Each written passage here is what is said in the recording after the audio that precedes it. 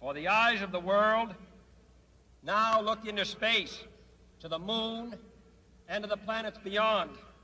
And we have vowed that we shall not see it governed by a hostile flag of conquest, but by a banner of freedom.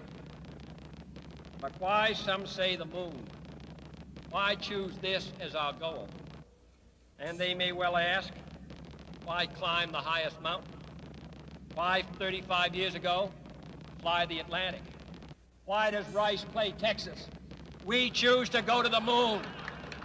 We choose to go to the moon.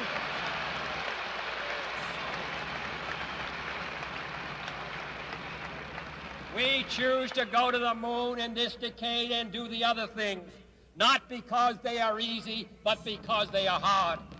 Because that goal will serve to organize and measure the best of our energies and skills. Because that challenge is one that we're willing to accept, one we are unwilling to postpone, and one we intend to win. I fully believe that we're not alone, and have for many, many years, even though, but at the time I went to the moon, it was the conventional wisdom, both in science and theology, that we were alone in the universe. We're just barely out of the trees, even though we think we're rather sophisticated. But I do like to tell the story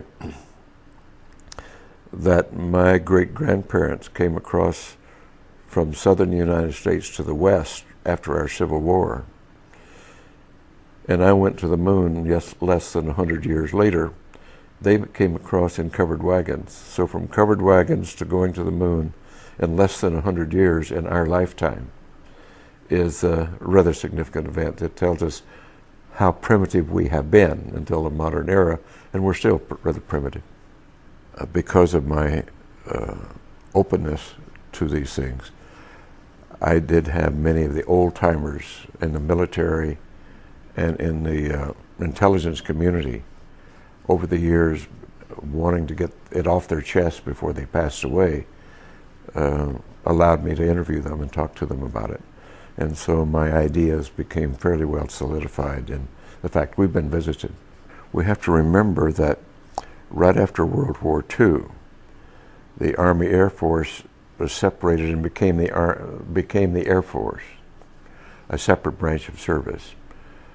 And that the OSS, which was the Office of Special Services, was disbanded and eventually became the CIA.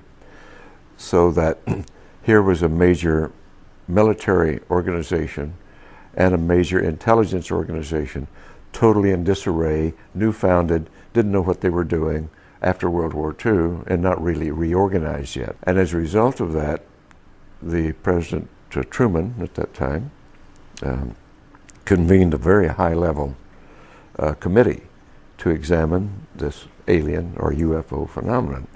They did come to the conclusion that it was alien, and the military rightly came to the conclusion, if they're hostile, there's nothing we can do about it. Therefore, their choice was to deny it and to hush it up and create the National Security Act of 1947, which validated that deception and covered it up and allowed the group to go underground, as it were. And we've been living with that now for 50 years. It is really the beginning of the whole cover-up, the entire denial of this phenomenon, and the addition of dismissal, disinformation, misinformation to cloak and to discourage investigation, to misinform. It's just been continuous for many, many years now. Eventually it came away from the fear, I believe, of not being able to protect and do their duty to the notion of power and control, controlling the knowledge and the technology. And the group involved with that is still doing it.